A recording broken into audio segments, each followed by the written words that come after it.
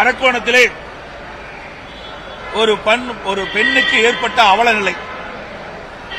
அந்த பெண் காவல் நிலையத்திலே புகார் கொடுக்கின்றார். உச்சநீதிமன்ற தீர்ப்பின்படி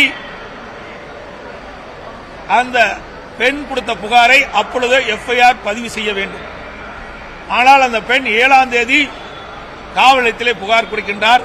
10ஆம் தேதி தான் அந்த புகாரை பதிவு செய்கின்றார்கள். அந்த புகார் செய்த அந்த நபர் தெய்வ செயல் என்று பெயர், பத்திரிகையில் வந்த செய்தி.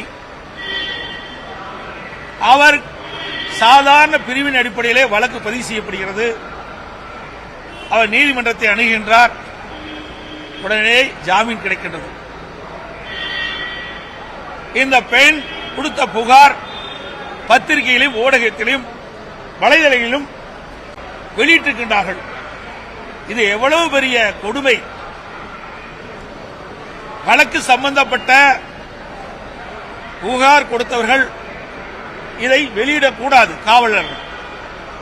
ஆனால் அந்த பெண்மணி கொடுத்த அந்த புகார்கள் அப்படியே ஊடகத்திலும் வலைதளங்களிலும் வந்ததாக அந்த பெண்மணி பேட்டியளித்திருக்கின்றார். அதோடு தனக்கு ஏற்பட்ட கொடுமைகளை மேதகு ஆளுநரிடம் தெரிவிப்பதற்காக சென்னை சென்றிருக்கின்றார் அவருடைய தாயாருடன். அங்கே சென்றவுடன் அங்கே இருக்கின்ற காவலருக்கு இது தெரிய வருகிறது. மேதகு ஆளுநரை சந்திக்க விடாமல் தடுத்து நிறுத்தி அந்த பெண்மனையும் அவரோடு வந்த தாயாரையும் ஒரு ஆட்டோவில் 2 பெண் காவலர்கள் ஏற்றி வழியிலே இறக்கி விடுகின்ற கொடுமை இந்த ஆட்சியிலே தான் பார்க்கப்படுகிறது.